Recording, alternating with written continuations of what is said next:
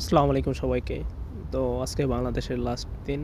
তো সব ব্যাগ-ট্যাগ গুছানো হয়েছিল, যেহেতু পরের দিন সকাল 8:55 এর দিকে ফ্লাইট ছিল। তো আগের রাত্রেই সব কিছু গুছিয়ে আগের রাত্রে প্লেনে রওনা দিছিলাম আরকি।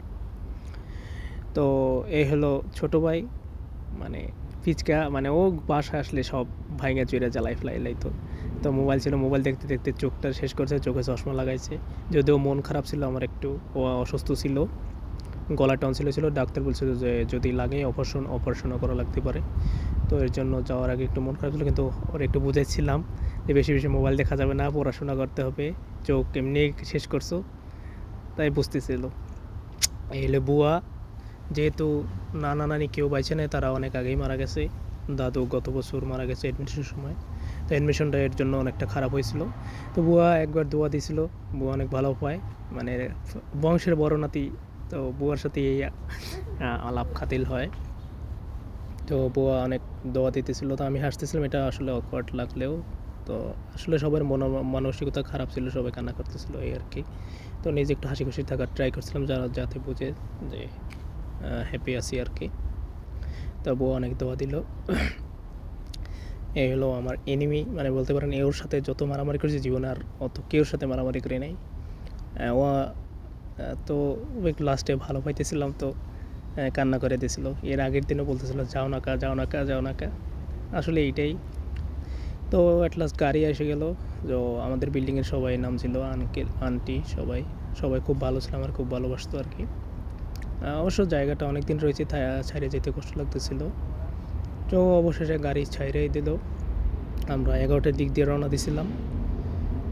তো যাইতে যাইতে অবশেষে দীর্ঘ যাত্রা পার হওয়ার পর আমরা প্রায় 3:30টার দিক দিয়ে এয়ারপোর্টে পৌঁছলাম। এয়ারপোর্ট অনেক ক্রাউডেড ছিল। আর এখানে আসলে বোঝা যায় যে কত মানুষ দেশ ছাড়তেছে, কত মানুষের ফ্যামিলি রেখে যাইতেছে। অবশেষে ভিতরে ঢুকলাম চেক দিয়া অল্প একটু। দেন আমরা এয়ার এরবিআর খুঁজতেছিলাম। তো এয়ার এরবিআর লাইনে দাঁড়াইলাম চেক ইন প্যাকেজ দেওয়ার জন্য। তো চেক ইন প্যাকেজটা দেওয়ার পর ইমিগ্রেশনে গেলাম। ইমিগ্রেশন শেষ করে বোর্ডিং পাস দিয়ে দিয়েছিল আমারে। তো ইমিগ্রেশন শেষ করে এখানে বসেছিলাম যে কখন ডাকবে তার জন্য। তো একটা সময় পর মানে আমার ফ্লাইটের টাইম হয়ে গেছিলো প্রায়, তো ডাক দিল। তো এখানে লাইনে দাঁড়াইছিলাম, এটা লাস্ট চেক ইন, এখানে লাস্ট চেক ইন হয়। এখানে আপনার সব কিছু রাইখা, হাতের যত মেটাল জিনিস আছে সব কিছু রাইখা একটা চেক দিয়ে ভিতরে ঢুকায়। তো ওইখানে বসার দেন প্লেন এসে গেছিলো। তো প্লেনে ঢুকলাম। যদিও আমার সিট জানলার পাশে ছিল, আমি রিকোয়েস্ট করছিলাম যে জানলার পাশে দিয়ে না, আমার প্রথম যাত্রা তো দেয় না, এই পাশেই ছিল। তো অবশ্য পরের বিমানে জানলার পাশে রাখছিলাম। ভাইরা আশেপাশে ভাইরা ছিল, ভাইরা খুব আন্তরিক ছিল, ভালো লাগতেছিল কথা বলে তাদের সাথে। অবশেষে প্লেন ছাইড়া দিয়েছিল অল্প একটু। তো খাবার এখানে আসলে এয়ারের বিয়েতে কোনো খাবার দেয় না, কিছু টাকা দিয়ে না নিলে। এটা 806 টাকা করে এনেছিল, যে যদিও একটু কস্টলি, বাট খারাপ ছিল না, ভালো ছিল। ওয়াশরুম, তো ওয়াশরুম খারাপ না, ভালোই ছিল, প্রিমিয়াম মোটামুটি, টাকা হিসেবে ভালো অনেক এয়ারবি। তো অ্যাট লাস্ট শারজা এয়ারপোর্টে নামে গেলাম, সুন্দর ছিল, আশেপাশে অনেক লোক ছিল। বাট এখানে শপও ছিল, তো কিন্তু ডলারকে ভাঙায় না, এখানে ডলার রেট খুবই কম দেয়, ওরা বিক্রি করে বেশি, মানে চালাক ব্যবসা আর কি। তো একটা সময় পর আমার 7 ঘন্টা ট্রানজিট ছিল, তো সামনে বসেছিলাম, তো অপেক্ষা করতেছিলাম যে কখন চেক ইনের জন্য ডাক দেয়। তো এর মধ্যে কিছুক্ষণ পরে টাইম যখন শেষ হলো, চেক ইন ডাক দিল, চেক ইন টিকিট দিয়ে ফ্লাইট আসলো। তো আমাদের একটা বাচ্চা কইরা ফ্লাইটে নিয়ে যেতেছিল, সুন্দর ছিল এই জায়গার অবস্থা। তো আশেপাশে কিছু ইন্ডিয়ান ছিল, রাশিয়ান ছিল, বাংলাদেশি খুঁজতেছিলাম, পাইতেছিলাম না। অবশ্য পরে এয়ারপোর্টে বাংলাদেশি এক ভাইয়ের সাথে পরিচয় হয়েছিল, দেন তার থ্রুতেই অন্য ভাইদের সাথে পরিচয় এবং যাওয়া আর কি। তো এই হলো এয়ার এরবিআর প্লেন, আমাদের নেক্সট ফ্লাইট এটা হলো শারজা থেকে ইকেটিনবার্গ যাচ্ছিলো। তো এখানে এটার জানলার পাশে সিট রাখছিলাম, এটা সুন্দর ছিল।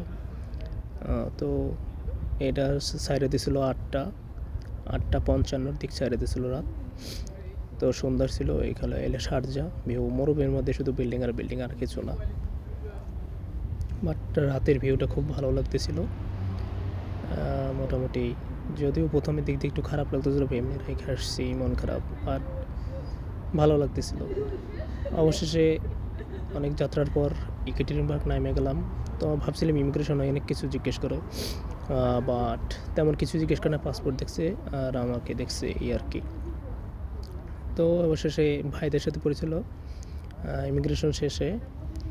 ভাইদের সাথে ফারুক ভাই ছিল, ফারুক ভাইয়ের বাসায় গেছিলাম।